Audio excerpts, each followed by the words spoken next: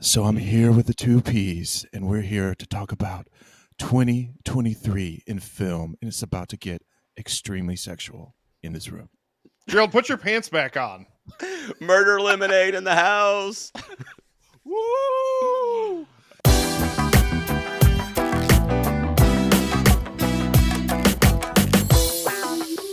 Ladies and gentlemen, welcome back to another episode of Two P's on a Podcast. Tonight it is three P's. You heard him in the cold open. You're probably going, wait a second, who is that? Mr. Justin Winters, the movie geek. Out in Cali, you're back, brother. And we were texting each other last week. I think this is the first time you've recorded since the last time we recorded on Two P's, right? Yes. Gerald, thank you for putting out the bat signal that I only, Yeah. I see every couple years. I know it's been a long time since I talked movies with you because you're like, no, you can only talk about game shows or board games. Or I think the last time I talked about movies with you, it was me and Epic Film Guys Justin, and we started having the same top five. So I just hurriedly changed my list on the fly. Right. That was like 80s teen movies or something like that. I remember that, yeah. Exactly. I woke up when I saw the signal, like movies. I was like, yes, let's do this. Let's do this. Well, dude, we're so happy to have you. Nick, I guess I should say hello to you too. What's up, man? How are you? How about them Cowboys? Oh my God. It's always a wonderful day when the Cowboys are eliminated from the playoffs, and I won't have to hear smug Cowboys fans for the next 6 to 8 months. Actually, that's not true. I'll start hearing from them tomorrow anyway. Yeah. Next year's going to be their year. Winners, welcome. It's amazing to see a beautiful face again. I haven't seen you in ages. I haven't talked to you in ages. I haven't talked to you about movies in ages. I'm sure your list is going to be almost as bad as Gerald's is. So I'm excited to get into this. Hang tight now. What I was going to say is I have somewhat, I don't know, of course, because I don't know what Justin's list is or yours for that matter, but I think I have a bit of an ally with me in Winters over there because we have pretty similar sensibilities when he's come on the P's in the past. And Nick, I don't know what the hell you're doing, man. I can't get you to... I literally texted Nick. I was like, have you even seen 5 movies in 2023, Nick? I was like, of course Joe's reaching out to me. He's got an ally and someone that actually watches movies. I just crammed enough to make a list. I just crammed in 4 movies from 2023 over the last 3 days, including Killers of the Flower Moon. Thanks, Scorsese. Yeah, so that was basically 5 movies. Basically, I watched 5 movies. So... Well, let's prepare. Just prepare. Yeah, you were binging over there. I was proud of you. I saw you kept checking them in this week, and that's great. So that gives you a little something to talk about. You round out your top 5 at least this week. So we're doing our top 5 movies of 2023. Suspense is not there anymore. We're finally got our year-end episode, and the 3 of us are going to give you our individual 5 favorite films that were released last year. Only 5. Only 5 in classic P's fashion. We will give you some honorable mentions at the end, and we'll round out our 6 through 10. All right. So this is like a classic P's episode, kind of. I mean, why don't we talk about the year real quick? Just you don't have to spend a super elaborate time on it. Winters, you've been a bit out of the podcasting game basically the whole year, but I know you've been watching a lot of movies. You're out there in L.A. What did you think, man? Was it a good year for film? Well, hold on a second, Gerald. I have to take a sip from my murder lemonade from Panera that I brought especially to this recording. Please do. Got to get used to this answer. Best movie year, at least in the last 4 to 5 years. Oh wow! I went back and looked because I, like you, are on Letterboxd and went back to the past years. And I think you have to go back to 2019, which was Once Upon a Time in Hollywood that year, Parasite. I feel like this year was just an embarrassment of riches. There were a lot of, returners to the game, old school, directors coming back to show, the young whippersnappers how things are done. There was just a lot of interesting films. And, in terms of the overall breadth of things, I was looking at my letterbox. I don't think I've ever had a year that had that much 4 stars and above. You know, Oh wow. I'm not as critical as Nick is, and I don't watch as Whoa, many whoa. movies as Gerald does. But as a whole, I look at the movies like my top 10, which were extremely hard to even come to a top 10, let alone a top 5. Like I begged Gerald, can we please do 10? He's like, no, in classic P's fashion, we're gonna get we on. are I was doing like, a 10 though. I was like, in whatever, fairness, you know. Gerald. But no, just one of the best film years in recent memory. So I was overjoyed at a lot of the movies that, and still I had not seen a lot of them recently and tried to catch up in the last week, just like Nick. And I was like, a lot of the ones that I'd heard were good were indeed good. So it was a great year. Yeah, I tend to agree with you. Nick, what do you think, man, overall? I mean, I know you've been playing catch up a little bit. We started the show, you joining in, I think, what was it, July, right? It was like June or July, I think. I mean, The Flash came out and it was so good. We had to put our thoughts onto why audio watch anything podcasting else? space Yeah. out there. Yeah, I mean, the bar was set so high just from The Flash. Like the whole rest of the year was just a downslide, and we're finally inching across the finish line here with everything else that came out afterward. No, I mean, once I left Epic Film Guys and stopped doing that, I really didn't spend as much time in the theater as I wanted to, like with moving and with COVID and all that other kind of stuff. So like really this show got me back going to the movies, got me back watching a lot of movies and things like that again. I'm gonna agree with Winners though. Like this has been the best year for movies in quite a few years, to be 100p.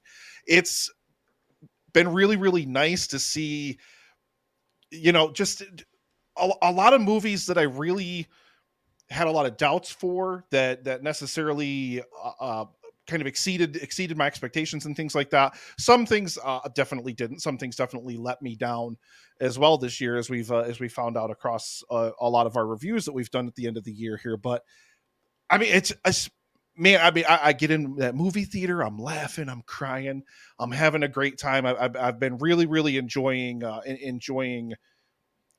just loving film. And I think that this year in film, if you're somebody who'd been like a little bit down on the whole thing after COVID, after everything else, I really think that this year really lit a good spark. I mean, now we're going to have like the waves from the strikes and everything that sure. hopefully doesn't cause a little bit of a sag going into the next couple of years, like as like that strike affected content gets stretched out, but who knows?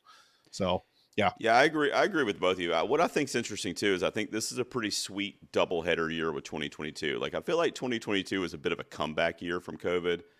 There was a lot of movies that are probably some of my favorite of all time that came out that year. I mean, I loved Prey that came out, Babylon, Top Gun Maverick came out in 2022. A lot of stuff that year was kind of like a comeback, and then this year it was like, here we are officially back.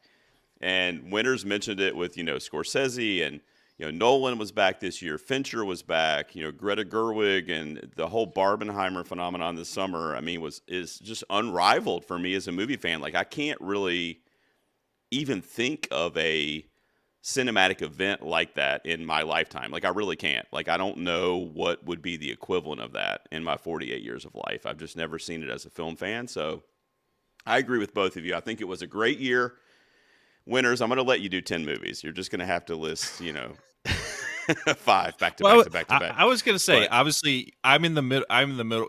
Gerald, again, has watched a lot more movies than I have. I follow him on Letterboxd. I know Nick has not seen as many as me, so I'm kind of in the middle. But was it easy for you guys to make these lists? Because I kind of had like a top tier of like, okay, I could find the top 20 pretty easily.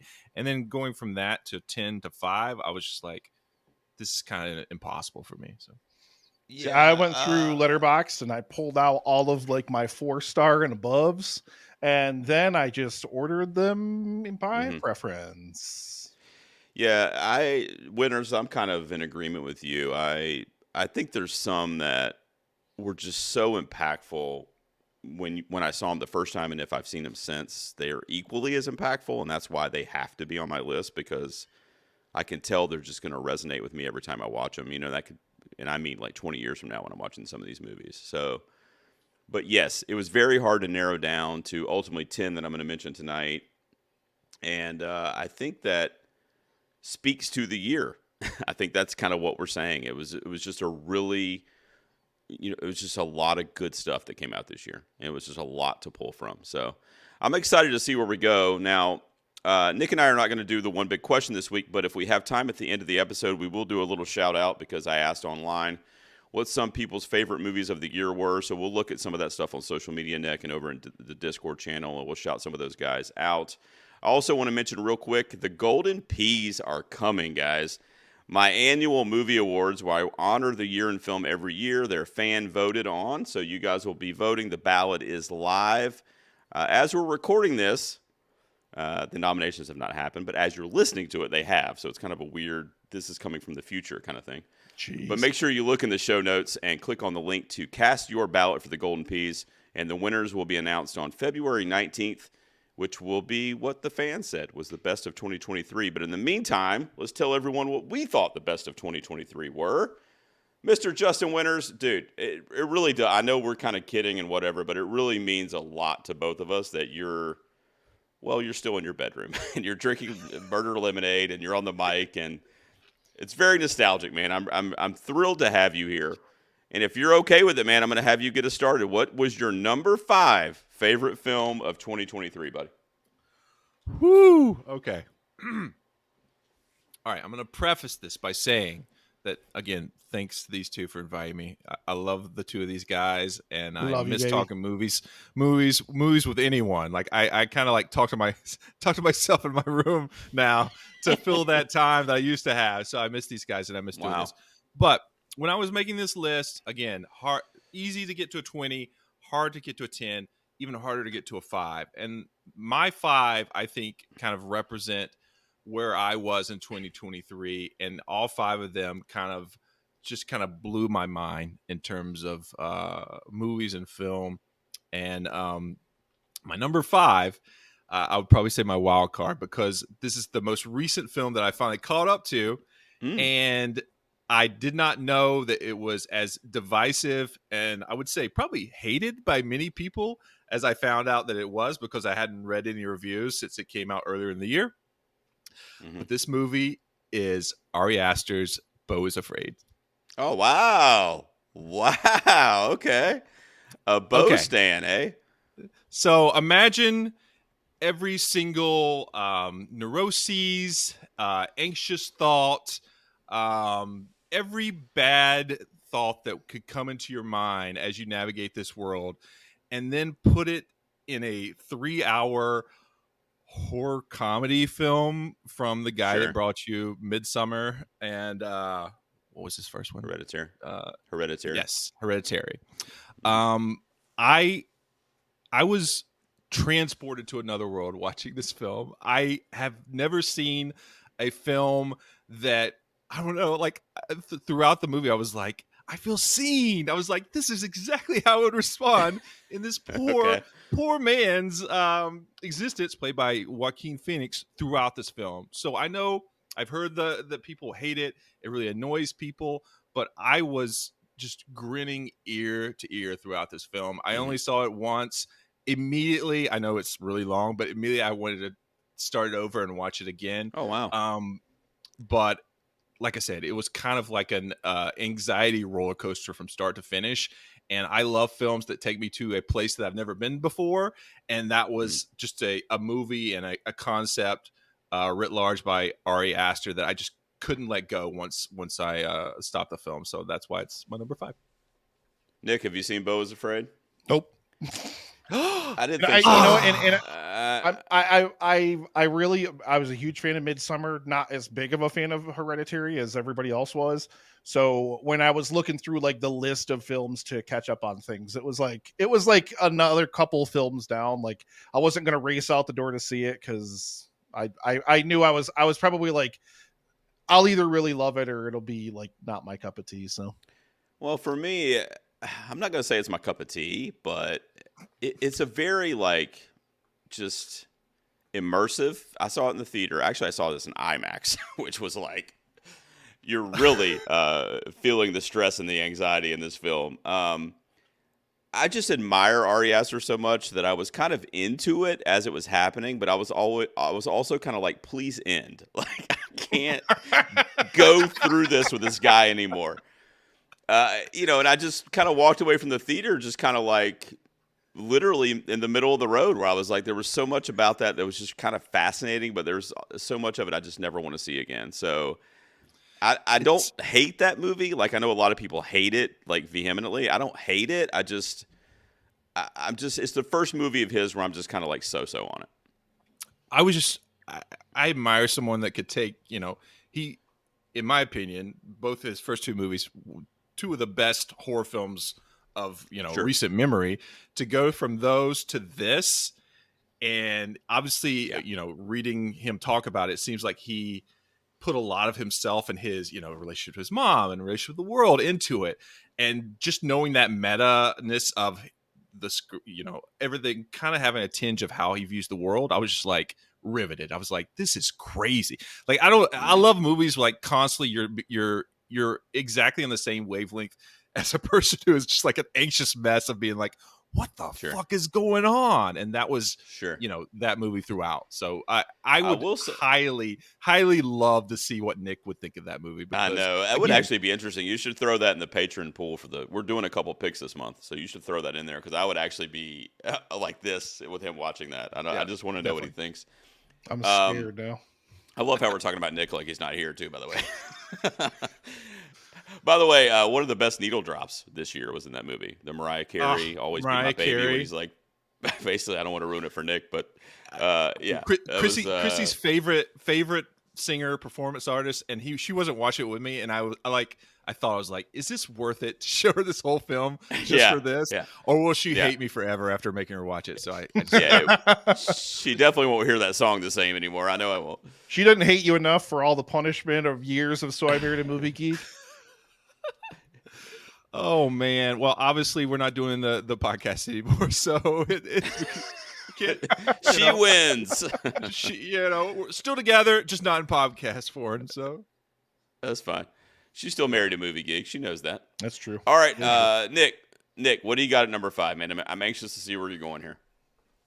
I mean, wait. Before you say this, Nick, I should also tell you guys I have another game I'm playing. I picked what I think are your guys' top 5s, and I have them on a sheet of paper. So I'm going to see if I'm right. Knowing so we the can, two so of we you guys, can tally that up at. Yeah, I've got them circled, and I'll tell you how many of the 5 I get right for each of you guys, knowing the two of you. So sorry. Oh, okay, all right. That's nice. All right, I like it. I wish I was looking around my desk to see if I had a pair of sunglasses so I could slip them on over this pair of glasses I'm wearing now, baby. I'm just Ken. Barbie is my number 5. Okay. Nice. Love it. I mean, we reviewed this movie on the show. What else can I say about it that we haven't already said about it? Just masterful performances from Margot Robbie, from Ryan Gosling, who is amazing, up and down the list of everything. Greta Gerwig's amazing, incredible vision to take a movie about a doll with plastic boobies. God, Jesus. Heard that joke. Oh my God. God. So bad. Yeah. I mean, literally to take something. I mean, when the movie opened up with that 2001: A Space Odyssey like homage, like I knew we were in for something that was going to be like, and the Helen Mirren voiceover too. Like from that moment, like from the jump, you're in for something that's going to transcend it. And it takes a movie about a doll, literally about a doll, and it makes it into literally event cinema. That's over $1 billion box office, right? It cleared $1 billion. Oh yeah. Mm-hmm. Yep. Yeah, incredible. I absolutely love this. I'm expecting at least one of the two of you, this is going to pop up, probably somewhere higher up in your list. But I absolutely adored it.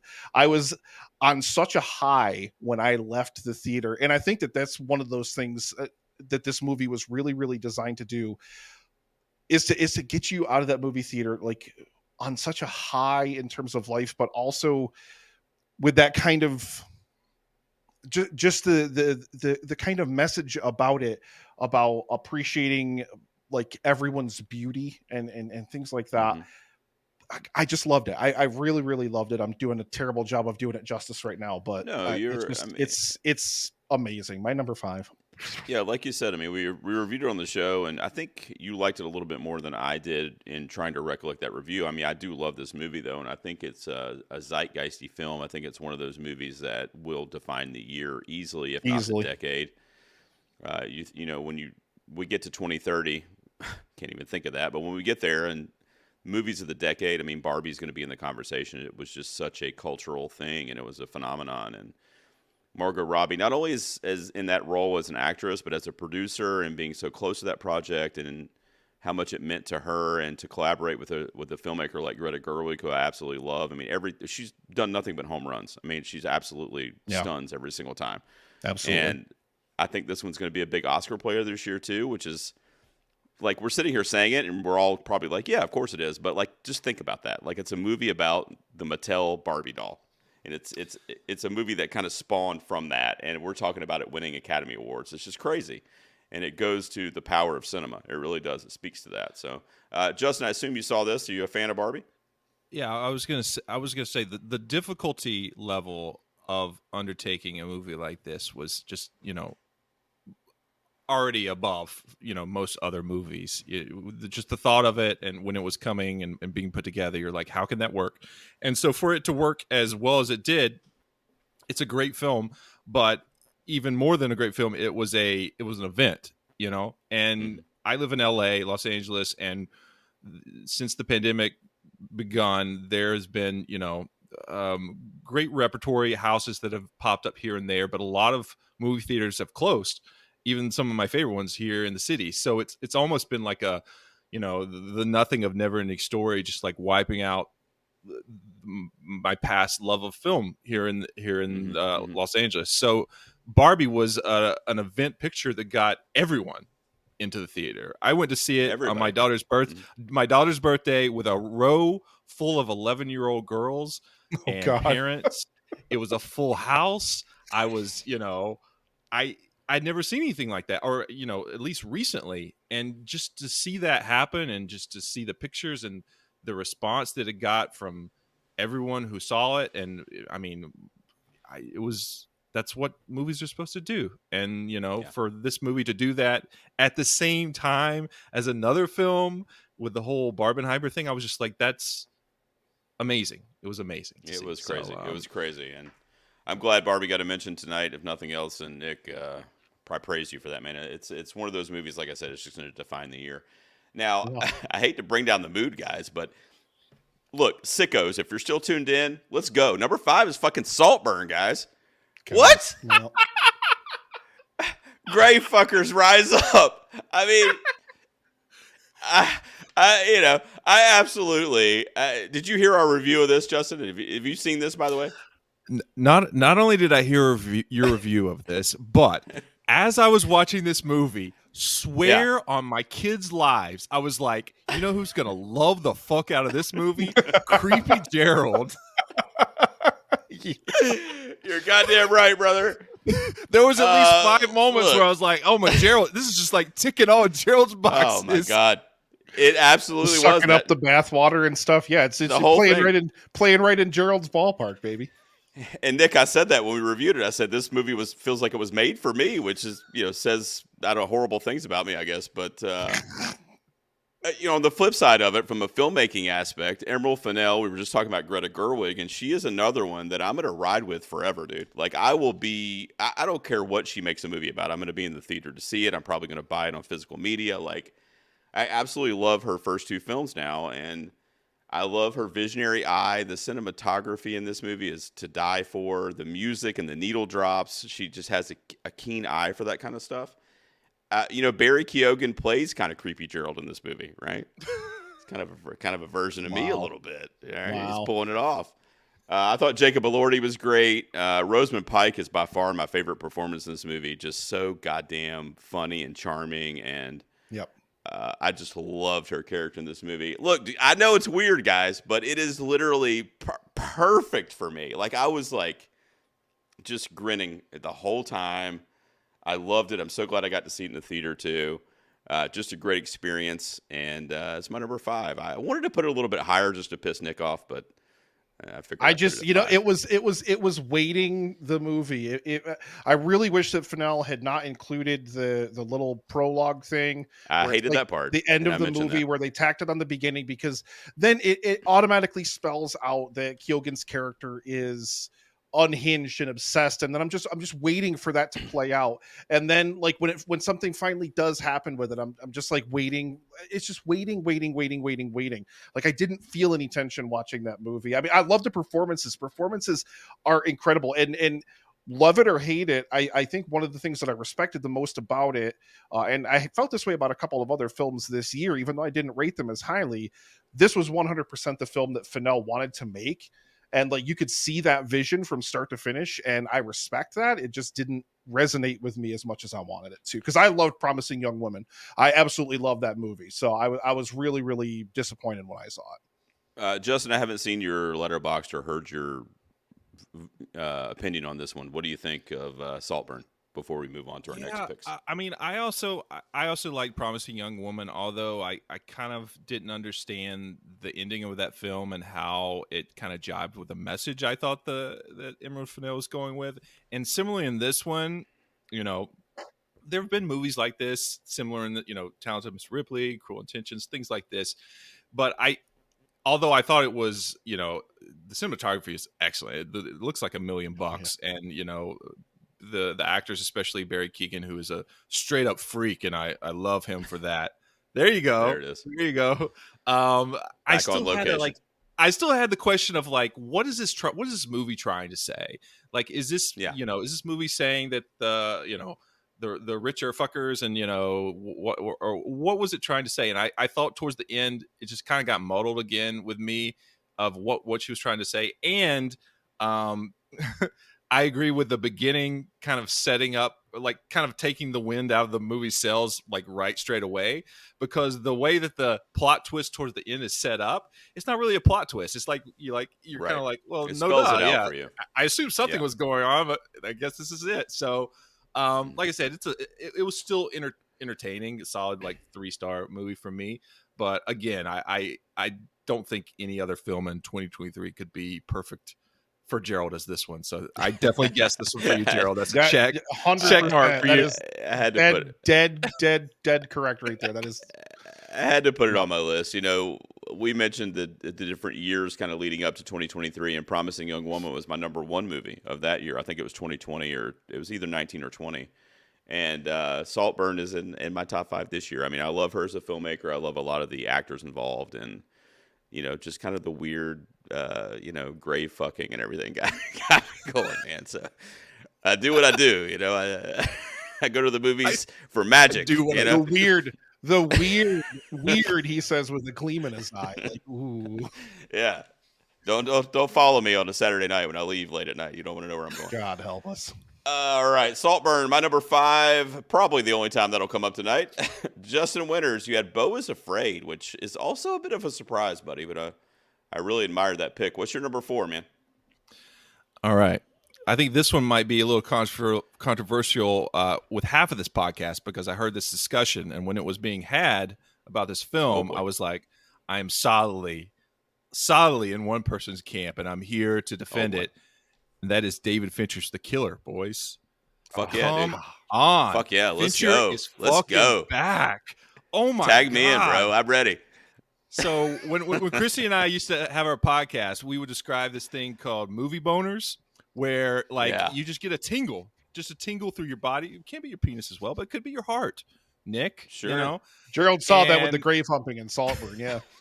We've already talked about mine. Yeah. I respected Mank, but I was missing my Fincher of old. I was missing the game Fincher, 7, a little, even Panic Room. Like he wants to like play around with some fucking technology and just like, do whatever he wants. This is that movie, The Killer. And I was just overjoyed. I didn't see it in the movie theater, and I hate myself for it. But I kind of feel I felt seen with this one too. It's about like a guy who's a who's a perfectionist that just keeps fucking up. Right. He's got the mantra running through his head that he's going to do good, he's going to do right.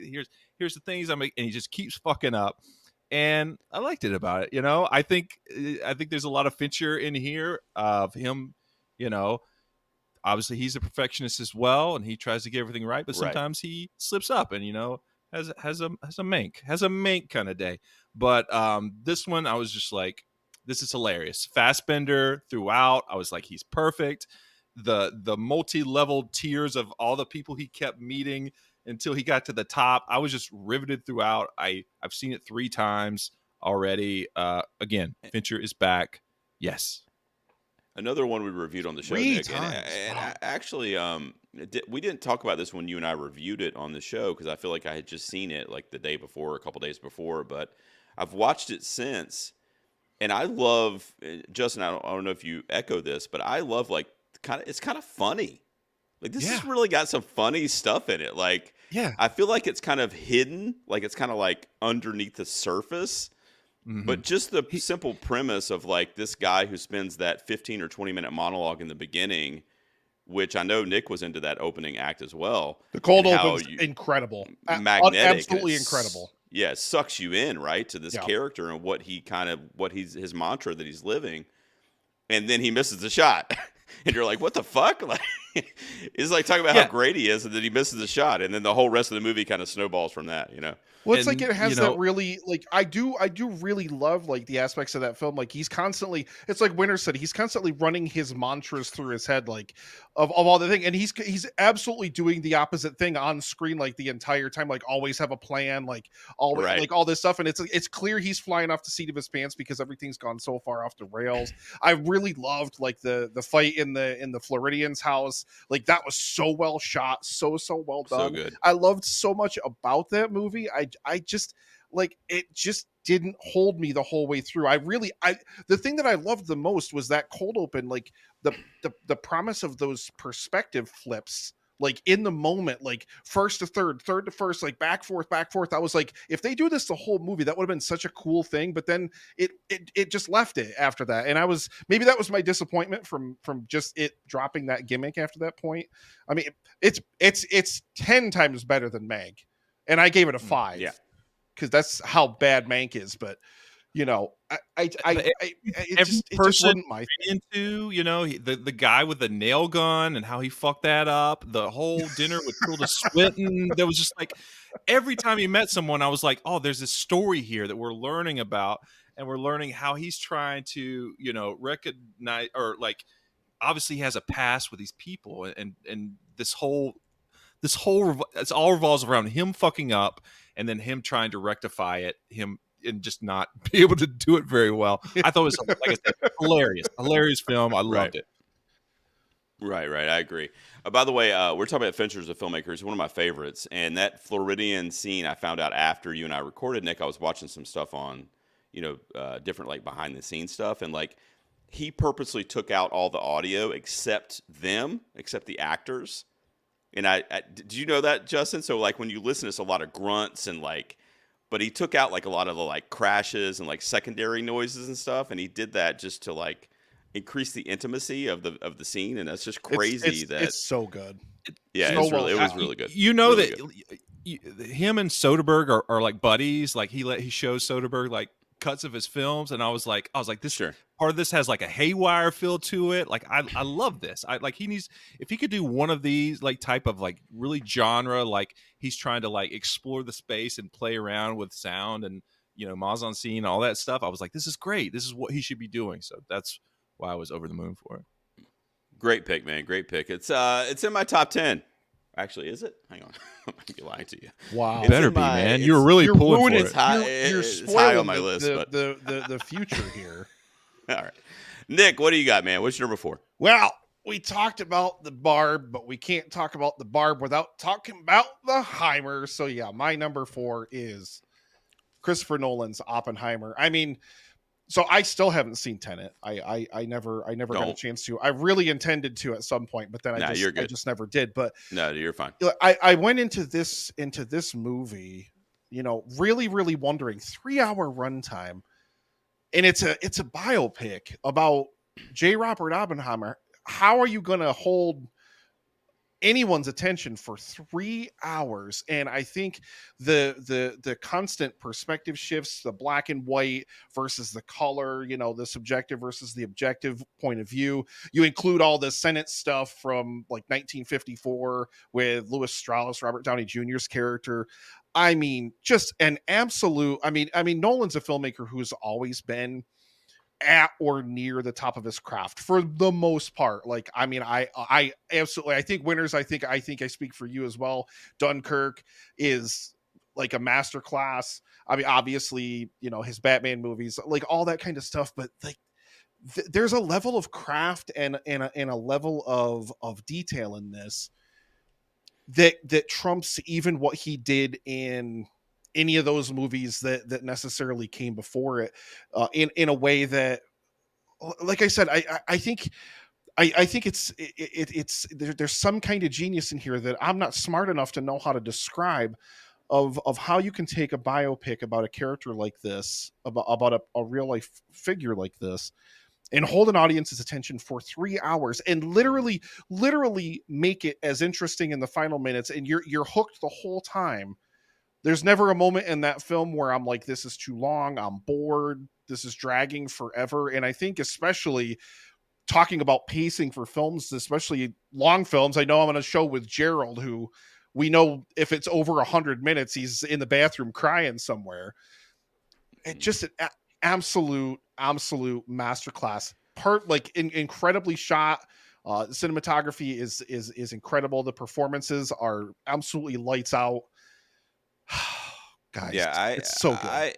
it's coming up on my list too, and I think that what's really, and I'll just touch on right now, real quick, to your point too, is what's fascinating with this movie is that it really does do that thing where, if you're a history buff and you maybe live through this era, or you study the era and you're really familiar with it, you're going to be enamored with it. Like, right, you're going to be just fascinated with kind of reliving all this stuff.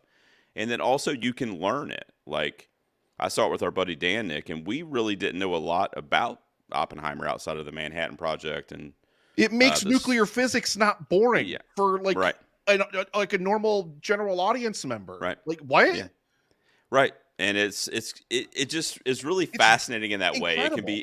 It's like it can be educational but super entertaining at the same time. And I mean, all the technical stuff when you're talking Nolan, I mean, I honestly don't know how anybody could ever talk. I mean, this guy is like insane. I mean, bringing these giant IMAX reels to like film all this shit. I mean, I know you guys have maybe seen some of that stuff on YouTube or whatever. Like, the guy is like dedicated on another level. I think he's the best director this year at the Oscars. I'm pretty sure he's going to win that. I mean, this is probably his best movie. But, I put it up there with like The Dark Knight. It's probably always going to be my favorite one of his personally, like my personal enjoyment. But this is a close runner-up. I mean, I think he just did, from a filmmaking perspective, he did things here that like people in Hollywood are jaws are on the ground. Yeah. That do it for a living. You know what I mean? They're just probably in awe of it. So I agree with the pick wholeheartedly. Winters, you want to hold commentary, or you got anything to say about Oppenheimer? Yeah, this is one of the ones that I just watched this week. So Okay. there were several that I missed in the theater, and unfortunately, this was one of them. And hot take, it's really great. But the big thing about watching this one for me was, again, how fast it fucking moves. Yeah. Like, it's propulsive, man. Like, it just keeps moving. It's got one of the best movie scores I've ever heard of all time. Like, Yeah, it was, the movie score was so good that I would just like pop out of the movie and just start listening to the score and be like, wow, like, this is amazing. So between that and the fact that like Nolan moves that camera like a motherfucker, it doesn't really sit still at all ever. And so to have the motion of the camera and the like the music just throbbing, and then the cross-cutting between all these time periods, I was just like, only like a crazy person would make this film. Like, it's it's insane what he did here. And on top of that, having this be one of the best There's That Guy movies of all time, like, I'm glad Chrissy didn't watch this movie because we would literally have to have stopped it 50 times because she'd be Google like, everybody. "There's that guy. Let me look on the IMDb." And that was this Yep. movie throughout. I think it was one It like was, somebody was like polishing one of the bombs, and it was like, "Oh, that's Yeah, some dude that Warren won an Beatty. Oscar in the He's just 80s. paid me for a day to polish that." It was amazing. Yeah. So, But even like yeah, the big names, like Rami Malek was in there, Casey Affleck. I mean, yeah, these dudes were just popping up left and right because it's Nolan. You know what I mean? But to have someone like the couple of people like just Josh Hartnett come in and you're just like, Yeah, is this he the was really best good. Josh Hartnett has ever done? Like, I didn't even know it was him until after the movie was over, and like people told me that. I'm like, wait, It's what? Really good.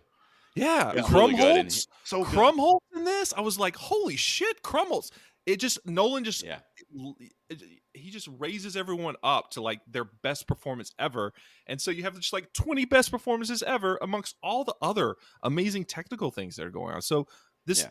definitely deserves to win an Oscar for it to be that good of a movie, and then also make like almost $1 billion at the box office. Like Yeah. this is exactly the thing they're looking for, and it And they deserve it. And to be coupled with Barbie is just crazy because it's like two completely different demographics, but they came together because I think these are two movies that were kind of united for like film lovers, not necessarily what genre of film or what, just going to the movies, just popcorn in hand. Like these were the two mascots this year, and it's just really endearing that those two movies go together like that when they're so different, And I love it. I think it's, like I said in my intro, it's a phenomenon that I don't think we'll ever see again in our lifetimes. But yeah, that was your pick, Nick. All right, so my number 4 hasn't been mentioned yet. It is Sean Durkin's The Iron Claw, probably the most recent watch for me. Justin, have you seen this? I have, yes. Okay. Nick and I reviewed it a couple weeks ago. I'll just briefly just say that I've seen it a couple times now, and the emotion of this movie is what really got me. Having 2 sons and kind of, being a parent myself and wanting my kids to succeed in whatever it is that they want to do, and the family component of this movie. And then on top of that, having grown up a fan of wrestling, pro wrestling, and living through a lot of these characters that kind of show up in the movie or talked about in the movie in the 80s and stuff, spoke to my nostalgia too, and my kind of like childlike wonderment of that stuff when I was that age.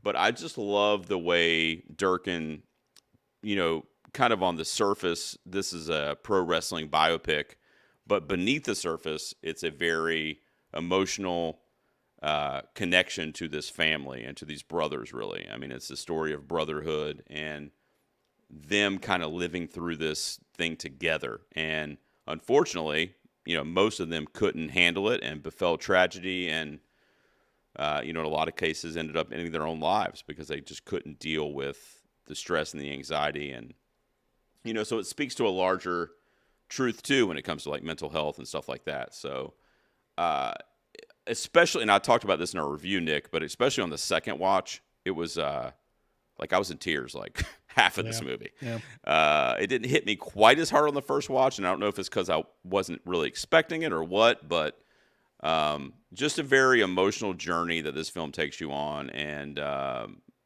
I loved it. I mean, it's obviously one of my favorite movies of the year. Winters, what did you think of The Iron Claw, man? I thought it was good. I don't know if I liked it as much as you did. Obviously, as a kid, I was a huge, this was primetime WWF, Hogan, Andre the Giant, all that stuff. I was big. I didn't know much about this story. I think it was more because I was up in North Carolina and this was regionally in Texas. But watching it, I was just like struck by how sad, like it's just, it's such a sad movie. And it doesn't get better. It just gets sadder and sadder and sadder until the end when it's really sad. And then you come out of it, if you don't know the story, and you find out actually it's sadder than that. So, Right. it was hard for me to glob onto that. And then just as I hate to be a stickler, but every time the wrestling came up, I was just like, is this like, is the wrestling good in this? And for it to be, there's not many wrestling movies, so I was really excited for there to be a wrestling film like this. And every time there was any kind of wrestling, I was just kind of like, they're trying their best, I guess. The guy that they had play Ric Flair, I was just like, absolutely not. I almost like gave up right there. Yeah, that was the worst thing. I hated that part of the movie for sure. Oh my god. So throughout the movie, I actually, I gave it 3 stars, so it's just not like I didn't like it. I wish it would have been longer because I was just like, obviously it was more of a family story than it was a wrestling movie, and I feel like that the family, outside of all the tragedies, I wish there was more about them because especially the dad. I'm sure the dad has his own issues and similar things going on with his father, but I was just like, this almost would have been a great miniseries or something to flesh out these characters more, because as it goes on, it's just like, and now they're dead, and I was just like, it just becomes so sad at the end. You're just like, I wish there was a little bit more to chew on rather than just death for me. So yeah, I mean, I agreed pretty much. I didn't rate it as highly as Gerald. I mean, and Chris Von Erich, how like the family couldn't write one of their own that unfortunately committed suicide out of their real life. Like, don't write them out of the movie. Like, I don't like generally, like I said during that review, I don't try to prescribe real life things onto the film. Like, let the film be the film thing. But like, this is the kind of story where, like, if there was another brother that also killed himself, like, he deserved to be part of this too. I don't know why that decision was made. I don't agree with Durkin at all, where it's like, oh, it was too much for the audience. It's already really tragic and sad. Like, like, hit us with one more haymaker. What's it going to matter at this point? Like, get us down for the 1, 2, 3. But yeah. Right. And, those irregularities with the real life story, I reflected on because I didn't know till you told me, Nick, about the white, Doris, I think her name was, leaving Fritz. Right. Yeah. Mom. I didn't even know about that until he told me in our review. So there were some irregularities there in the story, but if I'm just grading the movie, I mean, the way that movie made me feel, and more so on rewatches, is kind of impactful. So it's one of the movies this year that I felt the most. If nothing else, it does the same thing that any good inspired by a true story or based on a true story type of movie should do, which is inspire you to go out and learn more about the real life family, the real thing that actually happened in real life, which it did for me. Like, it immediately took me to that as well. So, and by the way, I'll just end on this real quick. Zac Efron, amazing, an absolute. So good. All right, so Justin, you're up next, man. What do you got at your number 3? All right. Okay. Again, my top 5 represent what I love in film. They all move me in a special way. And my number 3 is my favorite action film of 2023. And I'm, willing to put it up there on, maybe a bigger Mount Rushmore, maybe not just 4, but if there was a bigger Mount Rushmore of action films of all time, I think it should be up there. And that is John Wick Chapter 4. Ooh, oh wow! What the fuck, guys? Okay, so wow, I love Keanu.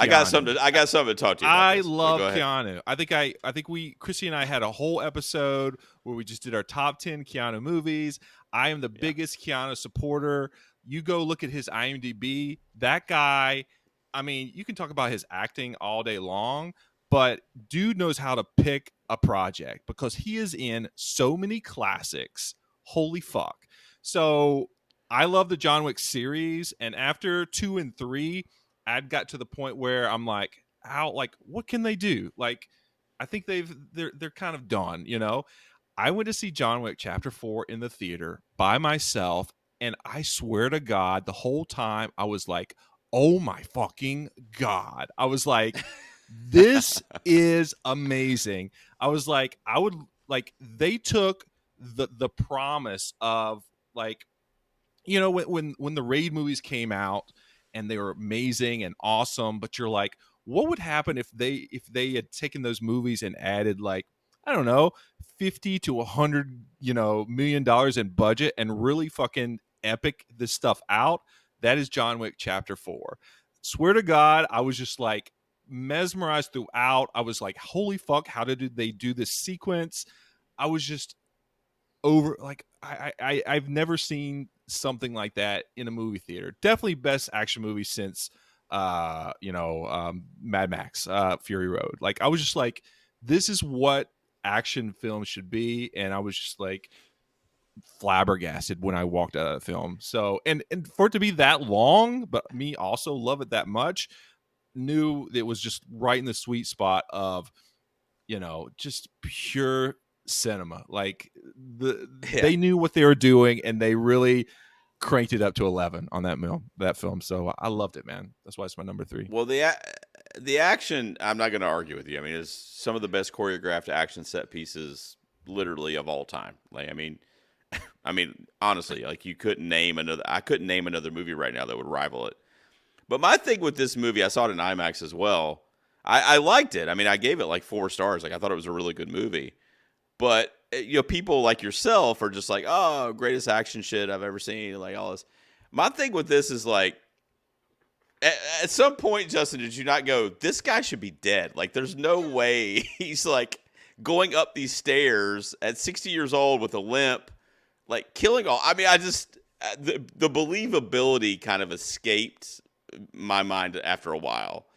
And Brian Lawyer, our friend Loy Sauce, said that nobody goes to the John Wick movies for believability. So with that in mind, I'm okay. You're worried about him running up the stairs when like a scene the logic is they're at the Arc de Triomphe and he's using his suit jacket to deflect bullets. Like, come on, Like, I mean, he falls off the fucking building. Like it was like Wile E. Coyote, the live action. You know what I mean? At one point, relentless. Like, and the thing that I love about it, it's so long. But the action is so relentlessly entertaining, like literally the whole time. And what I really, really feel like they really wanted to translate directly through is the absolute exhaustion on John Wick's body, his spirit, his soul, everything, dragging him all the way through this whole thing to finally get to this showdown. I mean, the overhead sequence with the Dragon's Breath shotgun rounds, like, I mean, dude, like, insane, like so insane. Every time like you're watching the movie and you don't think that an action scene can get better, like the next one's not going to be as good as this one, and then it is somehow. Right. Unbelievable. It's so good. And then, it's amazing. And then within the set pieces, like the set pieces are amazing in themselves, but they have like levels. Like you'll think, oh, it's going here, but then it antes up a little bit more, antes up any more, and so throughout a whole movie of this, you're just like, yes, like this is just to have a movie where obviously the director used to be a stuntman, he knows stunts, and they're like, here's all this money, and you can fly to all these amazing set pieces. You're just like, yes, this is what this is for. So I was so surprised that I was like, well, this is obviously the best one. Like I kind of put 1 and 4 kind of together because 1 was an amazing, simple story, and it kind of kicked off the whole mythos. 1 sets the bar. I have a soft spot but then for 1 as well. 2 and 3, I'm like, did we get too much into the story and all this stuff? And then 4 is just like, fuck it. Like we're going to like, like we're going to 6 blades on that Mach 5. Like fuck it. So great, just amazing film. I think it's a time to point out too that there needs to be a stunt category at the Oscars. I mean, if this movie alone shows that, I mean, it's just crazy to me that these guys aren't getting recognized, and these stunt coordinators and stuntmen and women. It's just, let's do it, guys. I mean, it's like way overdue. So, John Wick Chapter 4 is your number 3. Nick, you had Barbenheimer to kick off your list. What's your number 3, buddy?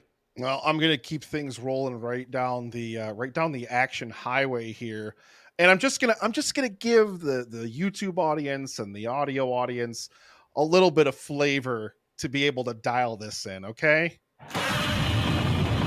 I mean, Godzilla -1. Not only does it deliver in terms of your big monster kaiju movie, It also makes Godzilla, a character who's been through everything in the past, 60, 70 years of his existence or whatever. Like this shot here, like audio audience, tune into the YouTube stuff, watch this videos and stuff. The shot of Godzilla just like swimming after, like following after a boat is like, it's so incredibly well shot. But then strip the Godzilla away from it. It's this beautiful post-war story about found family, about a man who like feels like he's lost his honor and who feels like he has to do like whatever he has to do to regain his honor. It's so incredibly good. If you haven't seen this movie yet and you're just like, but it's a Godzilla movie, I promise you, get into a Right. theater and see it in the biggest format you can before it leaves theaters, because it's going to change the way you even view big monster movies. Like it transcends anything you've ever thought when you think of big kaiju Godzilla monster movies. And then just like the atomic breath is like pants poopingly awesome. Like I legitimately like I stood slack jawed at the screen for a minute when like the whole effect of it went off. I'm just like, Yeah. it was incredible, like unbelievable. I love this movie. Winners, I gotta know what you thought about this movie, man. Yeah. Where are you at, Winners? I'm so pissed off. This is the one I haven't seen, and I knew that you guys Oh, man. loved it, and I was trying to. Oh man. I was trying to get out of the theater. Oh man, like I heard Is it still such playing good things around you? about it. gotta I see think it. it is. I think it is. I Yeah. just gotta steal away from my. I just break away from my family to go see it. But I've You got to check it out. usually I'm not a big Godzilla fan. I think it's because I'm like a 6'6" monster, and maybe I'm self-conscious about people being mean to. He all steps on monster. buildings like just in real life, so it's like, This is just But a no, biopic about my life. What? The things I've heard about this one, like the comparisons to, like Jaws in some way, I'm just like, Oh yeah.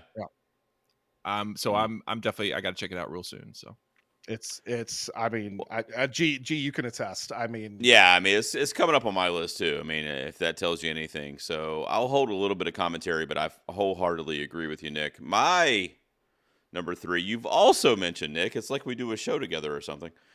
But Gross. my number 3 is Christopher Nolan's Oppenheimer. I mean, we already kind of touched on it. I mean, it's just such a marvel to look at. I mean, and to watch and to learn about this character and these events in history. I found fascinating that Nolan will do this thing where it's like you're kind of learning about this dude, and then you're watching all these kind of like cool images of like bombs blowing up or these like energy kind of illuminations on screen, and then like, oh, there's Gary Oldman. He's Harry Truman. Like, what the fuck? It's just 2.5 hours into the movie. Yes. It's like, okay, I'm watching a Chris Nolan movie. But it was just, we already talked about it, but along with Barbie, it was just an event in addition to being a great movie. And I just don't know that there's a more well-made movie this year, like from a craft perspective. I mean, Justin talked about the score earlier. I think that's going to win the Academy Award. Honestly, I think the movie is too. Cillian Murphy's performance we didn't really touch on when you talked about it earlier, Nick, but I mean, this guy is like, just awe-inspiring to watch on camera, and I think his performance is the absolute standout, but I absolutely love Florence Pugh in this, and Emily Blunt, and Robert Downey Jr. is probably going to win the supporting for this. What specifically, which part of Florence Pugh's performance did you like the most, Joe? You know what? I kind of felt sorry for both Florence I'm thinking and of Barry Emily Blunt Keoghan right movie. now. But yeah, Oppenheimer for me, man. It's got to be in my top 5 of the year. It sits at my number 3. Love it. So we can skirt past that and go on to our runner-ups here. Justin, what do you got at number 2, buddy? What's your runner-up? Okay, so I'm a huge horror film fan. Yeah, you are. Oh no. I looked back at my letterbox, and I think I'd seen total of 68 2023 films, and I think a total of 120 some regular films, because I've been trying to catch up on horror films I haven't seen before. Last year I started a Lost rewatch with my kids, Nick, so that took up a lot of my time. I'm almost at the end of season 5 right now. Oh, we just did The Constant season 4. I'm just in heaven, Nick. You know how I felt. Anyway, but I still love horror films. Scary films are my thing, and my favorite horror film of last year, totally came out of the blue, blew me away. I watched it at night, and it skeeved me out. I felt like, a little bit of fear. I was like, this kind of fucked me up a little bit. Finally, And Five Nights at Freddy's mentioned. I'm so excited. Oh man. I watched that one too. No, this film is called When Evil Lurks. Yes. Um, Yes. Very, very good so movie. I saw this on Shudder. Again, I hadn't heard of this maybe before, like the month before it was coming out. Everybody's like, "This movie's great. You got to watch it." And it's one of those horror films that it comes from an Argentinian director who I hadn't seen his previous film, but after I watched this, I went back and watched that one as well. It's called Terrifier. But Yeah. it's just one of those horror films that you're like, as you watch it, you're like, this is an instant classic. Like, this is going to be an instant classic. The pervasion of evil throughout, the feeling of something's like seriously fucked up, and that something is going to happen to one, maybe all the characters in the story, so much so that around every corner you're like, what's going to happen? Like at its base, it's basically about this small Argentinian town that all of a sudden the news comes that someone might have been possessed by a demon, and how that might affect the whole small little town that they have. You're like, oh, okay, well, this sounds kind of like a small story. Like, how's this going to go? But it just like slowly burns and just has so many what the fuck is going on moments that, again, at the end of it, I was like, well, that's, pretty much a masterpiece and one of the best horror films of all time. And I just can't wait to see what this director's coming with next, because again, it works. It worked on me, and I watch a lot of horror films, and I just think if you haven't seen it and you love scary films, check it out. It's called When Evil Lurks. When Evil Lurks. This is not in my top 5, but it's my highest rated horror movie of 2023. It's my favorite horror film of the year. I think that, and much like you, it came out of nowhere. I watched it on Shudder because I saw like people whispering about it online and this and that, and I was like, all right, fuck it, And I was like, oh my God, like this is really fucking good. But to add to what you already said, Justin, what I love about this movie is that it's a very unique twist on the demonic possession subgenre. Like, it's something that we've really never quite seen before, where it's like a mesh of, your Exorcist and The Nun kind of films, but also with like elements of It Follows, because like this is an evil that continues to follow and kind of haunt them throughout the story, and they can't seem to escape it. So I kind of felt that as I was watching it too, but I just love how it's very authentic. Like, it feels very real. It never feels like supernatural to me. It feels like real, like it's in the movie. What is happening is not, it's not like, oh my gosh, what is this? It's like, this is happening. We know what's going on. Right. These are the rules to try to prevent things. Like, you're already in the mix of like something is going on, and pretty much everyone knows something is going on, but it's like, it can't be stopped. And just throughout the movie, you're just like, how are they going to get around this? How are they going to surpass this? And it has so many moments where it does not pull punches in terms of a horror film. Like, there's things that happen that some people are like, oh, that goes too far. And I know.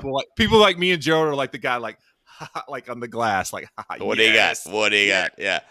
So. I mean, it puts children in danger. It does all these like kind of taboo things, but it's like, it's one of those movies where it's like you can't believe what you're watching, but you feel like. Did you see a sidebar? Did you see Speak No Evil when it came out last year on Shudder? Of course, yeah. It was one of my. It kind of reminded me of that a little bit too, because that fucked with me too when it comes to like children and horror and stuff. Like, and some things are too real. What's amazing about this film is, I think there's a couple films. Another one that's actually in my top 10 of like, you're in a space and you know that there's evil near you. You don't know how to deflect it. You know it's there. And I feel like, especially with everything that's going on in the world today, we're next to like evil is in every crevice, and sometimes it doesn't look the way you think it does. And in this movie, sometimes you're like, what do you think a possessed body looks like? In this movie, they show you, and they even show you like, if we have to move that possessed body, like all these things that you haven't seen before in a movie like this, they do, and you're like, yes, this works. So. I love that this got a shout out because, like I said, it's my favorite horror movie of the year. Nick, your thoughts on When Evil Lurks? Go ahead.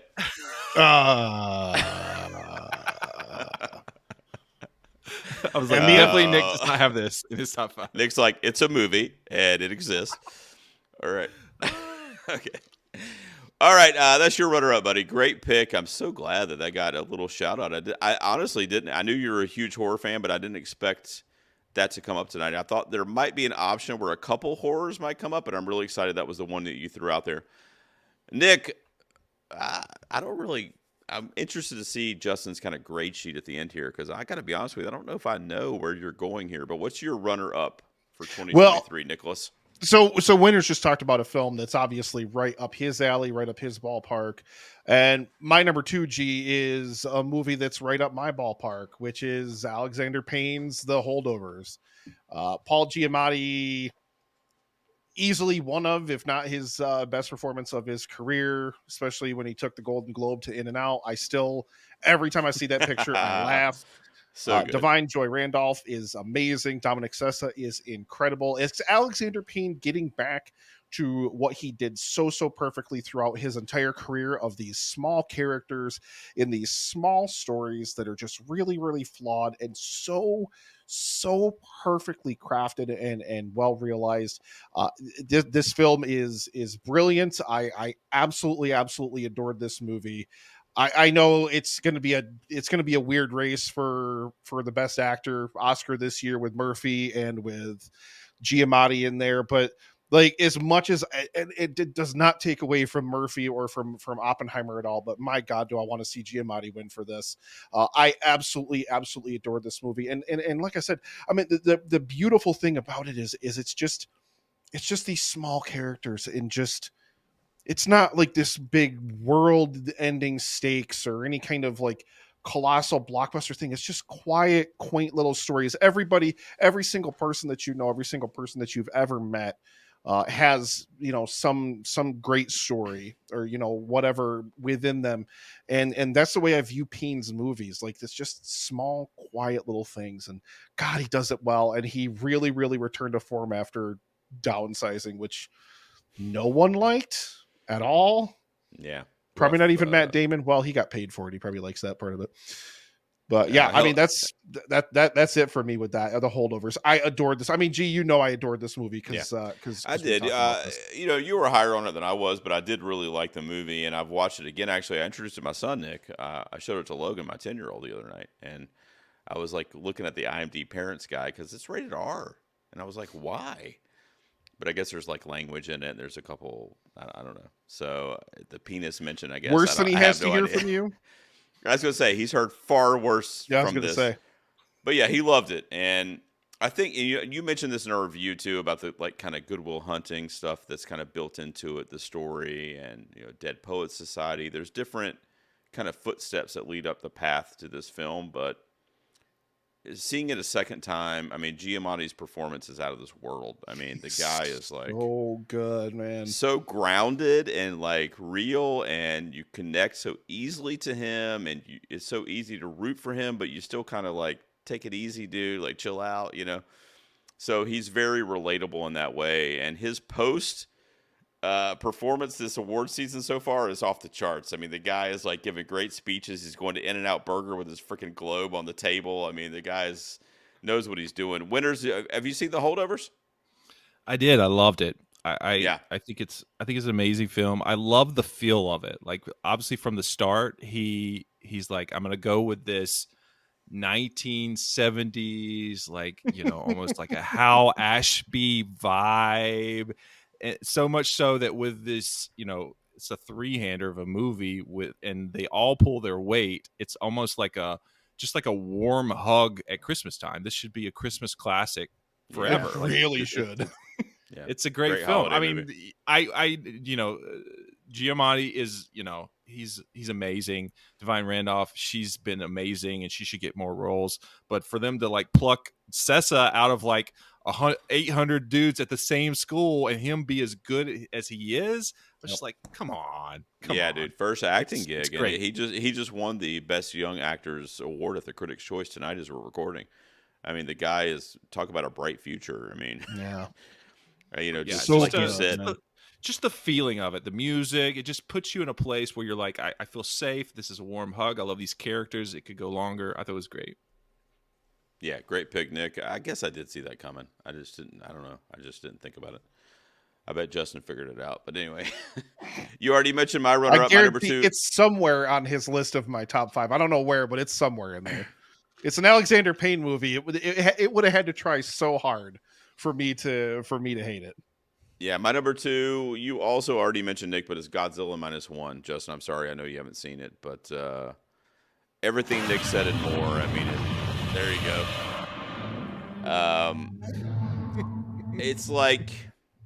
It's like let's put all this kind of like World War II trauma that the Japanese people must have been feeling at that time. Let's make that like a historical drama film, right? But then in the background, kind of lurking in the shadows, is this Godzilla movie, right? And it's like these two movies kind of come together. And that was what was fascinating about this film, is that it's called Godzilla -1. Godzilla's on the posters. Everybody's going to it to see Godzilla. But it's really, at the core, not really a Godzilla movie. It's just kind of a story of humanity and this found family and how they are trying to survive in a post-war Japan. I know we And mentioned this during the review too, G, but like one of the great things I think you would agree is in a normal monster movie, you're just waiting for the monster scenes. Like, yeah, let's get to the Right. human stuff. Let's get through it as quick as possible. I want to see the monster stomp and smash and stuff. I want to see winners wrecking downtown, you know? And in this movie, the human stuff is as compelling, if not more compelling, Yeah. than the big monster stuff. That's how good Agree. it is. So, yeah. I agree. And these characters have depth to them. The human characters, I mean, they have depth to them. There's a little girl involved in this movie, the daughter, that you really are worried about the outcome of that family and her well-being. And the director in the film just did such a good job at, like Nick said, making you kind of worry and care throughout the movie, regardless if there's an action sequence going on. And on top of that, these action sequences, I just got to tell you, I mean, a lot of people are going to say it rivals the original as far as Godzilla movies go and 30-something films and whatever, and that's great. But there's never, in my opinion, there's never been a better representation from like an action spectacle perspective of Godzilla than what we get in this movie. I mean, the atomic breath scene. Especially for its budget. Like, Oh, for yeah, the with the budget, budget, like yeah. for them to have pulled off the action scenes that they did. I mean, it's crazy. I mean, It's God, winners. I need you to see this so bad, and I need to hear your take on it so hard now. It's on the short list for visual effects, and I mean, I see it because it's just tremendous to look at. I mean, Justin, I'm I thought I haven't seen it yet, but I thought it was really exciting that it was #1 at the box office recently with like Boy and the Heron #2. I'm like, yeah, cinema is back. This is awesome. Yeah, it's good shit for sure. All right, so that's my runner-up, Godzilla -1, and we are up to number ones, boys. So let's see what our favorite movie of 2023 was. We already said it was a stacked year, so Justin, here you are, man. You're proclaiming this is the #1 film of 2023. What do you got? get it. All right. I'm guessing that you guys might have the same #1, and I Oh know boy, crossover. I don't have the same #1 as you guys, but okay, all right. I do have a movie that I remember at least Gerald kind of taking some jabs at. Ooh, And I was like, oh, listen. How dare you, Gerald? But oh boy. again, my top 5 is very personal, and then my #1 movie is the movie that I saw in the theater that I might have cried at least 2 or 3 times because I was just overcome with emotion of what was on the screen. It was a follow-up to one of my other favorite movies of all time. It has a special meaning in my house, amongst my family, between me and my son. And that movie is Spider-Man Across the Spider-Verse. Oh, okay. No, you're good. Ooh. Wow, you had me scared for a second because I know how much you love some of the indie films and all that. Is he going Indiana Jones here? I got to edit around this. I can't put this out. No, okay. So that's fine. Spider-Verse. I'm a Spider-Man head. My favorite comic book character as a kid. Love most of the films, even the ones that suck. Even Spider-Man 3, even the Amazing Spider-Man 2. Okay. But these films, obviously, this is in the middle of a trilogy, have just blown away me in a way that I can almost not express. Like, I never thought that I would go into the second film, and I was very, very scared about going into it and being like, is this going to be the exact same thing over again? And to walk in that film and sit down and see these master craftsmen, and there's multiple people putting this film together, allegedly under duress, but to put that and make what I think is a masterpiece, a middle of a trilogy that might want to be one of the best of all time, I was just like overcome with emotion several times. I was just like, I can't believe this. This is amazing. This movie gets it all. It's got the action, it's got the emotion, it's got the characters that I care about, and it's got, sequences that I've never seen ever in an animated film ever. And, to be a parent, I see a lot of animated films. So yeah, so obviously the first movie, one of my favorites of all time. For this movie to take what they were doing and even go beyond that, push themselves to do new things, to try new things. I was in love. I love this film. I love where it's going. I've heard from Gerald, it's not a complete film. Well, I'll tell you about some of I, my favorite films that end on cliffhangers. I don't know. I know. Like Feature 2, we got The Two Towers. Like, there are stories that, take a little bit more time. Empire Strikes Back ends on a cliffhanger. Right. Did you give it like a 3.5 star? What did you give No, that now one? hang on a second. Gerald? Now, I did a whole video about this when it came out, because I was like, is it okay to like this and not like be over the moon about it? Because I felt like people were like, oh, you don't like it enough. But I'm just ribbing Gerald. I understand. I know. My thing with Across the Spider-Verse is I think also it speaks to your emotional connection to it too, like with your kids, and it's your favorite superhero and so on. So that's obviously a deeper connection that you have to it. I love Spider-Man, and honestly, you mentioned Spider-Man 3 and the Andrew Garfield version as well. I love all those. I don't dislike any of those movies. Like, there's never been a Spider-Man movie where I've been like, this is shit. Like, I like all of them. But the thing with Across the Spider-Verse for me was that Into the Spider-Verse, the first one, I was saying a lot of the things you're saying about this one, about that one. Like, I took my son to see it. I think he was like 8 at the time, 7 or 8. And they had a Spider-Man at the theater, like a dude in costume or whatever. And he was taking pictures with the kids. And like, that was my son's first time seeing Spider-Man on screen, on the big screen. And you may have heard me say this on the podcast, but afterwards, Miles has a whole thing at the end about, being Spider-Man and being the chosen one and all that. And my son, who was 7, is like, I could be Spider-Man, Dad. Like, he's talking about me, and I kind of felt kind of what you're saying, where it was like emotional because of how he was connecting to it and kind of like experiencing it for the first time, which I'm so far removed from it that I wish I could do all over again. But with this one, I just didn't feel that personally. Now, from a movie perspective, it's a fucking great film. I mean, it's an amazing movie. Like, of course, I think it's top tier in terms of movies, not just animated, but period across the board this year. But I just wish I had that same like emotional connection to it that I had with the first one, and I just didn't. And I don't really know why. I think maybe it is because it's the middle of a story, and I'm kind of waiting to see what happens and like whatever. But that's on me. That's not on Lord Miller or the film or anything like that. I thought it was a great film, and I see your points, and I think it's easily one of the best films of the year. Nick, did you see? Have you seen the Spider-Verse films? I love Across the Spider-Verse. It's an incredible film. See, my problem this year with the top 5 is I had so many 4.5 star movies. Trying to fit all of them into a top 5 is impossible. Like, you just can't do it. So like, clearly it's going to come up when we round out. But I mean, this movie was absolutely phenomenal. I absolutely loved it. I was like winners. I was going into the theater like so blown away by Into the Spider-Verse. I was like, there's no way they can't. There's no way they could possibly live up to how good that film was. And then they somehow did it. And I mean, it's just like from beginning to end. I mean, like, I love the characterization of Miles Morales in that film. I love, like, you get all the like the different Spider-Men from all the different Spider-Verses and everything like that. And I mean, like to even cherry pick out like little plot points, like how about like Spider-Gwen and her dad, like that whole story Yeah, and everything. all the parent stuff. Like, Yeah. Right. the other one came out, what was it, like 4 or 5 years ago. So like I'm farther along in my parenting journey since Yeah. then.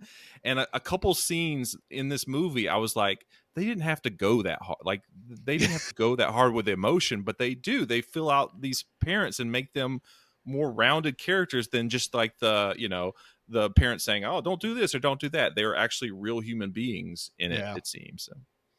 Yeah, great pick, man. Great pick. Across the Spider-Verse, Justin Winters, man, you did it, man. I can't believe you were so worried about narrowing it down to 5. Yet I'm reading my notes on the screen here, and you have Beau is Afraid. And you're so worried about it. I love that movie, guys. You I did it, love though. it. You did it. You did it. I'm proud of you. Nick, what do you got at number 1, man? What was the best movie of 2023 as far as you're concerned? I mean, when I saw this movie, I was speechless pretty much after I walked out of the theater. When I saw it, I still think about it today. And I know we talked about this when we reviewed this film, Gerald, about how like great film. And I mean, truly, truly great film stays with you. And it doesn't really leave you after you've left the theater. And even now, what, 6, 7, 8 months later, however many months it's been, it's Celine Song's Past Lives. Yeah. That's it. B. That's it. That's my number 1 too. That's it. I knew the 2 it Ps right was. there. I knew it was going to be. That's like, the I movie of knew the it. year right I knew it. The 3 performances: John Magaro, Tae Yu, and Greta Lee. Yeah. Just, I mean, like it's that kind of modern love story sort of thing, and they marketed it as like this weird love triangle and all that sort of stuff. But it's really just this beautiful, beautiful thing about a couple that never was, in a way, and about how they just miss each time, and about how this go round isn't necessarily their thing. But then it takes that Korean concept of inyun, I believe it is, like that, inyun. where you brush past somebody or like you touch somebody once and it's like you're fated to have been together in some past life or something like that. And the way that the film just kind of weaves all that beautiful stuff together, and then like legitimately like stone cold, like sobbing, like emotional, like for me, like finale where they have that goodbye. Like, these 2 characters, they're never going to see each other again. They may not ever even speak to each other again. And then there's that beautiful thing of like, what if this is a past life? And then like, I'll see you in the next one. And then like she goes home and finally can unleash all the emotion of this thing. I mean, it's getting me emotional even talk about it now. And like, I still think about this movie like today, like every time, like it just comes into my mind. It just creeps back into my head because it's so affecting. I cannot wait to see what Celine Song does next. This is just such an absolute masterstroke. Talk more about it, because this is your number one too, baby. This is my number 1 also, and I kind of went back and forth on this with like Oppenheimer and Godzilla, and it kind of went back and forth. And what is my number 1 going to be? Because it's like 1A, 1B, 1C. But this is the movie of the year for me because of how I saw it early on in the year, like you mentioned, and I haven't stopped thinking about it. 9 months later, this movie, whether it's Greta Lee's performance or the subtlety of how the movie is really about fate, right? And how anybody, especially of a certain age, 20, 30 years old or older, how we can kind of like think about different things that happen to us in our life and the choices that we make, right? And free will. And if we choose one thing, it's not necessarily that we regret what we did, because we have what we have and we're happy with what we have, but what if we had chosen this? And it just really brings up all those kind of like questions and emotions. And I think that was happening to Nora in the film. I think that was happening to Greta Lee, and she kind of realized that as she was reconnecting with this childhood friend of hers. And John Magaro is phenomenal in the film because he's the husband figure and he's the modern day, like he's the current story, right? But we never think of him as a bad guy. Like he was very supportive. And in that last scene you were talking about, Nick, I rewatched this recently, and it's amazing to me how Taiyu's waiting on the Uber at the end. By the way, this is one of the best like last 5 minutes of a movie that you'll ever see, because it is so subtle and it is so like, come here and be in this moment with us. It's so powerful. Like, Its power is unbelievable. Watch this from across the street, and don't, like, there's no music, there's no, like, just watch what's happening here. And the way Celine Song does that, especially the more times you watch it, I've seen it, I think this is my 4th viewing. I just saw it a couple weeks ago. I'm just in awe of it. And then when she leaves and she's, like you said, Nick, she gets to her husband, right, who she's chosen to be on that path with in this life, and she realizes he's gone. I'm not going to see him anymore. And he comforts her. She breaks down, and you break down, or at least I do. It's just like one of those movies that really is existential, right? It really makes you kind of think about where you are in your life. And, what if I had called this chick 10 years ago instead of calling the person that ended up being my wife, or like whatever. Whatever scenario you want to put in there. So it's a very layered, nuanced film. And, there's a lot of great performances in this film, but I can't talk enough about how Greta Lee's kind of quiet, subtle, subdued, kind of like everyday performance in this movie is really tremendous. And I'm glad that she's getting some recognition this award season. It was one of the best performances of the year. It struck with me, one of the most that struck with me personally. Justin, I'm curious, have you seen this? What do you think of Past Lives, man? I thought it was a beautiful film. I agree with you guys. I was surprised at where the story went, because if you remember, the opening sets up the scene of the three of them at that bar, and you have someone talking about them and guessing what is going on amongst that conversation, amongst that relationship. And what she says obviously leads you to believe that she might be right, and there's something, something you see movies like this all the time. Of it sets that expectation, like right. It sets the expectation that something's awry, that there's going to be, and then once you get there and how it plays out, I love Greta Lee, I love the two of them, but the John McGarr role is the sticking point that makes this a whole different kind of film.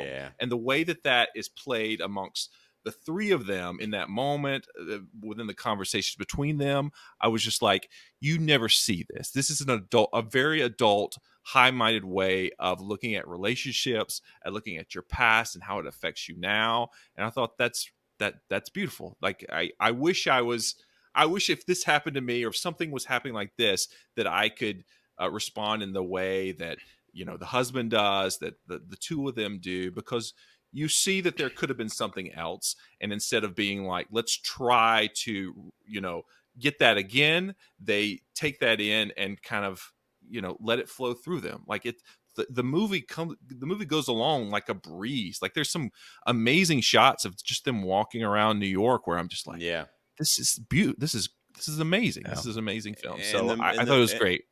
And the song song in the movie too, they do a really cool job of like, or she does a really cool job as a filmmaker of capturing kind of like what the characters are thinking in the moment. Because Taiyu will be with her in New York, and they'll be walking along or riding on the ferry or whatever, and you'll kind of see in Greta Lee's expressions and in her like eyes that, I remember what it was like to be with this person, 20 years ago or whatever. And it's just like recaptures kind of that magic.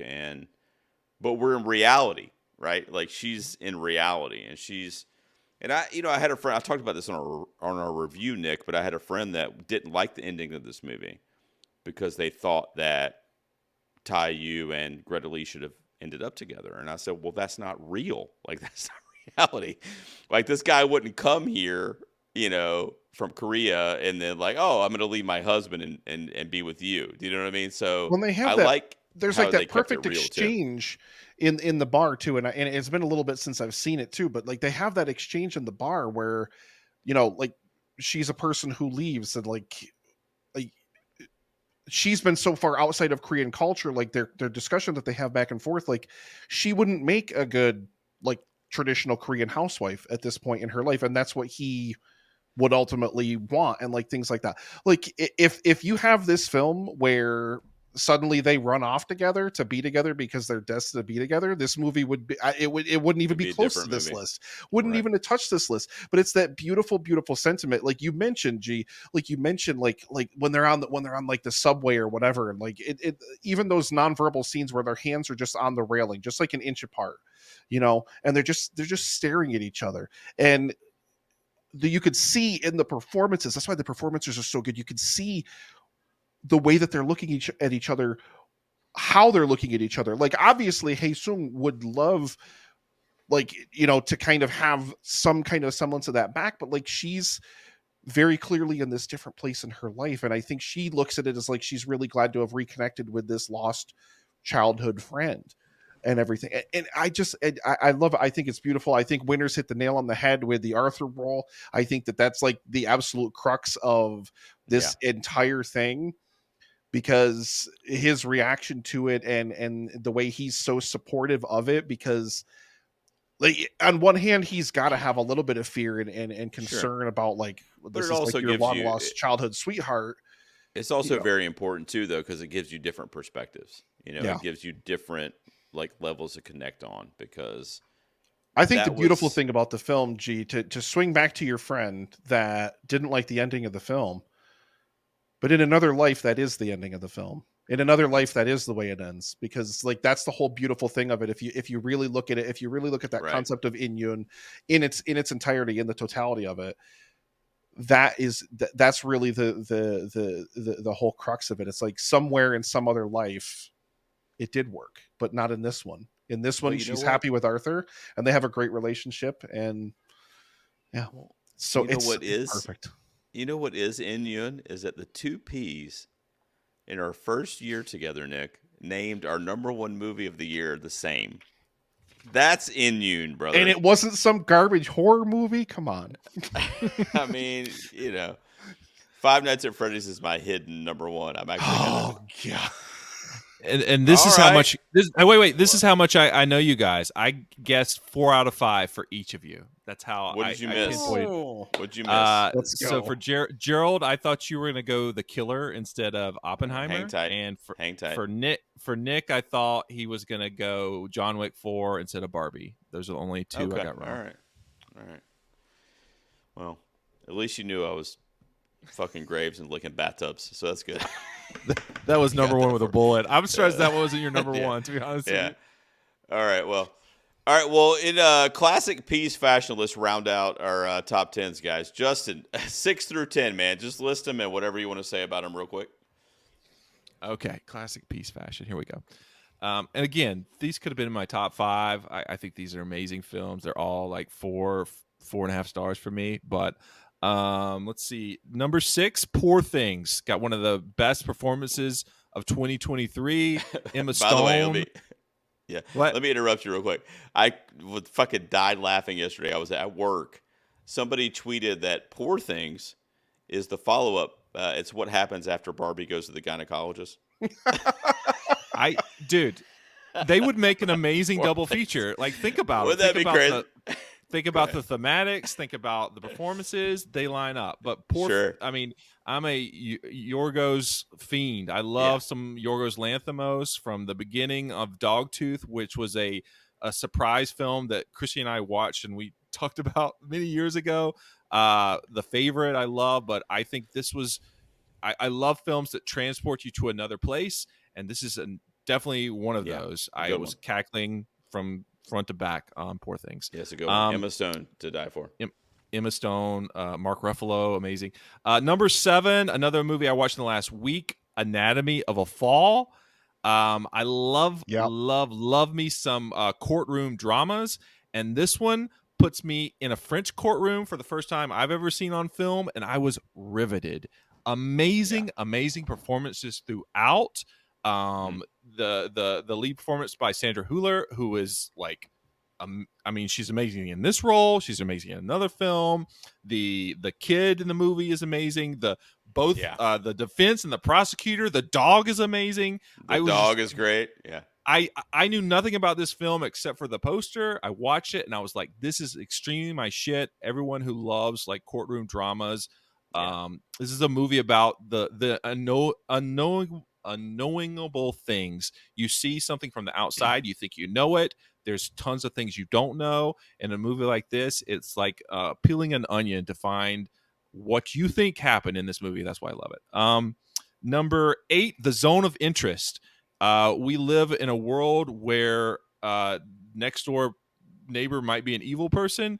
This is a movie about the guy and his family that live next to Auschwitz, and watching it is like a horror film. It's got some of the best sound design in any film of 2023. It's got amazing performances that make you think, like, is this a documentary? This is too real. And Well, it's shot like Big Brother too. He's got a lot of like in the house cameras there that were Jonathan Glazer, by the way, who it's like watching a nightmare throughout. And it's almost Stanley Kubrick in another life could have done the film. It's amazing. It's an amazing film. Number 9, fuck the oil and gas industries, guys. How to Blow Up a Pipeline. If you haven't checked it out, great movie, dude. It's like a taut 1970s thriller. You remember when movies used to really punch up and like really good movie. Take it to the man? This movie is about that, and the fact that we are currently cooking up our world right now, Generation Z and under. We need to figure out a solution, and in this movie they take it up to the next notch and they decide to blow up a pipeline. That's what the name of the movie is about. I think it's great. And then the last one, I got The Wild Card, a movie another one that came out of the blue for me, and I caught it on Hulu. It's called No One Will Save You. Literally, it's a Caitlin Dever starring movie. It has aliens in it, and it features virtually no talking or dialogue of any kind. So just off of that, you're like, let me see this. What's cool about a selling point for that movie is that it's an alien invasion film and it's a home invasion film, because the aliens are in her home for a large part of the movie. I really like that one too. That was a thrill ride of a movie. You think it shouldn't work, but it does. So No One Will Save You. If you haven't checked it out, highly suggest doing so. That's it. Nick, 6 through 10, buddy. What do you got? All right. Well, it's funny, Justin, you said that you swapped in, you had John Wick Chapter 4 instead of Barbie. Well, my number 6 would have been John Wick Chapter 4. Absolutely agree. I love that movie. So good. Number 7, Mission Impossible Dead Reckoning Part 1. I don't care. Cruise has still got it. I don't care how many times I saw that trailer of him jumping off that cliff. It was still riveting when I saw it on the big screen. I absolutely love that movie. I don't care how many times they talked about like that AI, whatever weird stuff that was. Spider-Man Across the Spider-Verse, my number 8. It's so good. It's so good. I absolutely loved it. Number 9, little Ben Platt movie called Theater Camp. I adored this movie. So quirky.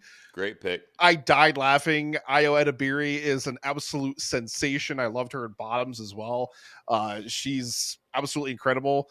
I also threw winners. I also threw Anatomy of a Fall in here. I watched this today. I was legitimately like it has a way of just drawing its hooks into you, and you can't turn away from the screen because you're just like you can't be. I'm still thinking about it like even now. Like I really enjoyed it, and just to sneak him in here because I could do what I want. The D&D movie Honor Among Thieves, loved that. Maestro, it's a good one. We just talked about that. Wait, what? How many are you putting in here, dude? Asteroid City, Wes Anderson. I just watched 10. it before we watched on the show. You're cut him off. And my last one, I don't even care. You can't list every movie you saw this year. I'm not listing every one. And the last one, the first one I've ever seen in the franchise, Fast X. John Cena gives someone the attitude adjustment. You're definitely cut off. Cut off. So good. Right. Take it away. All right, my number 6 has not been mentioned. It's a movie called All of Us Strangers, directed by Andrew High. This is a film starring Paul Mescal and Andrew Scott, and it's a really intimate film about a guy. It's about loneliness. That's what it's really about. Has either of you seen this? I did. I think it's great. So it's a movie about loneliness, but Andrew Scott is living alone in this high-rise condominium, kind of secluded from the world. I don't know if it's during COVID or we're supposed to get that impression. I'm not sure, but he's kind of like out of touch with what's going on outside of his condominium. And it's a building under construction, and Paul Mescal is another tenant who bought a condo there, and they end up kind of garnering their relationship, and it takes a journey through Andrew Scott's character's past and kind of why he's lonely and why he's depressed and frankly suicidal. And it takes a lot of kind of twists and turns along the way, but it's a very emotional journey, and it's these two performances are just so inspiring and heartfelt, and I just couldn't help but connect to them. So it was easy to put it in my top 10. I think Nick should watch this movie. I couldn't find it. I tried to find it. It's not streaming yet. I tried to find it today.